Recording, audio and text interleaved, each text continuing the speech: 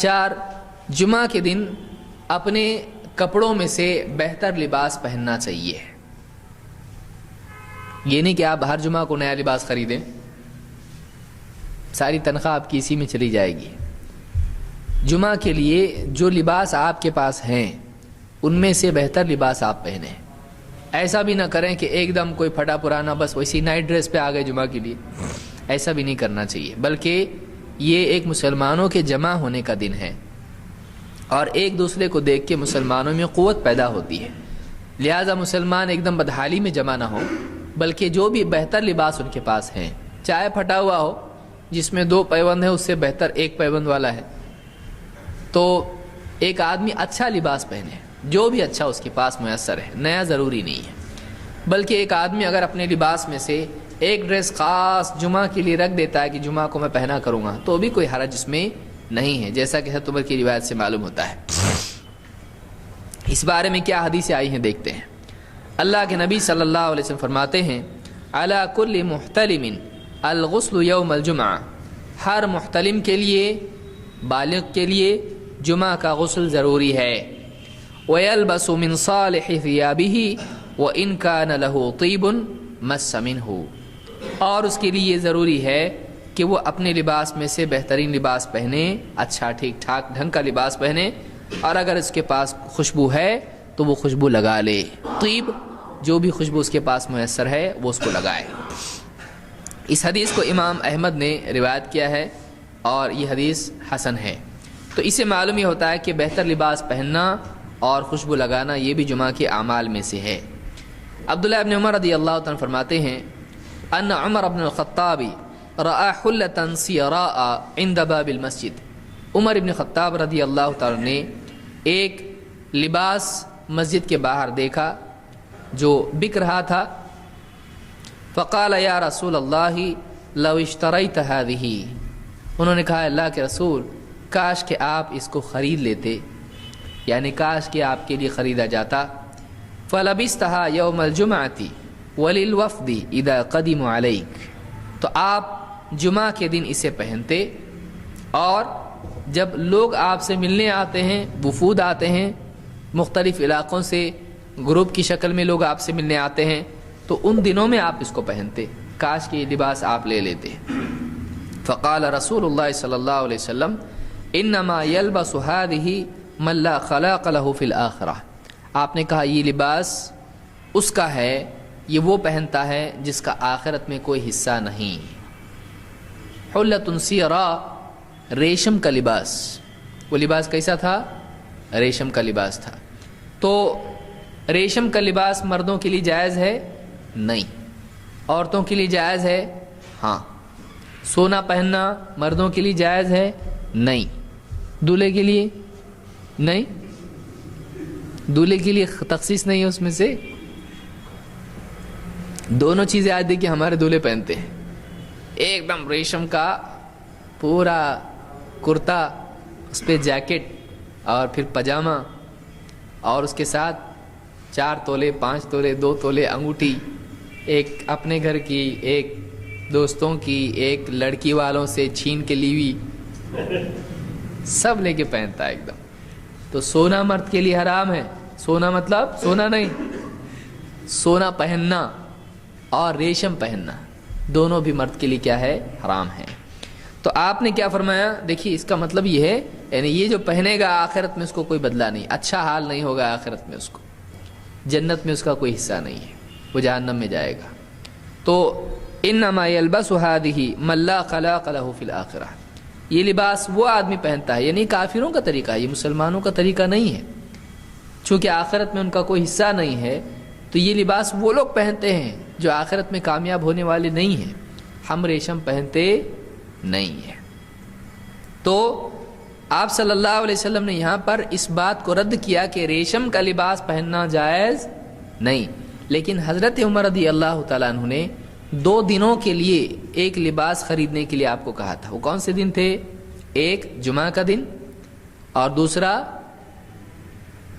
جب وفد آپ کو ملنے آتے ہیں، علاقوں کے لوگ ملنے آتے، اللہ کے رسول صلی اللہ علیہ وسلم سے دین سیکھنے کے لیے قبیلوں کے لوگ ملنے آتے ہیں، تو لوگوں سے ملاقات کے لیے اچھا لباس پہن کے ملنا یہ بری بات ہے نہیں. اگر یہ بھی غلط ہوتا تو آپ صلی اللہ علیہ وسلم اس کو بھی غلط کہتے ہیں.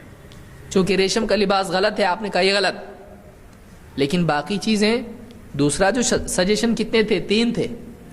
کاش کے لباس خریدتے, کس کے لیے خریدتے؟ جمعہ کے لیے خریدتے, اور لوگوں سے ملاقات کے دن کے لیے خریدتے. تو تین سجیشن تھے حضرت عمر کے, 3 باتیں تھیں. پہلی کو آپ نے ریجیکٹ کر دیا, یہ لباس کون سا ہے؟ ریشم کا ہے. نہیں, بچے کتنے؟ 2, اس کو ریجیکٹ کیا آپ نے؟ نہیں. معلوم ہے کہ وہ غلط نہیں تھا کہ جمعہ کے لیے ایک اچھا سا لباس لینا, یا اسی طرح سے لوگوں سے ملاقات کے دن, خاص طور سے دینی ملاقات کے لیے لوگ آتے ہیں, اس کے لیے کوئی لباس رکھ چھوڑنا, اس میں کوئی برائی نہیں بلکہ یہ اچھی چیز ہے. آپ نے اس کو رد نہیں کیا. تو اس کو کہتے ہیں کہ نبی صلی اللہ علیہ وسلم کا اقرار اس پر موجود ہے. آپ صلی اللہ علیہ وسلم کا اقرار, یہ حدیث تقریر اس کو آپ کہیں گے کہ آپ نے ان کے مشورے کو رد نہیں کیا. معلوم ہوا مشورہ کیا ہے؟ صحیح ہے.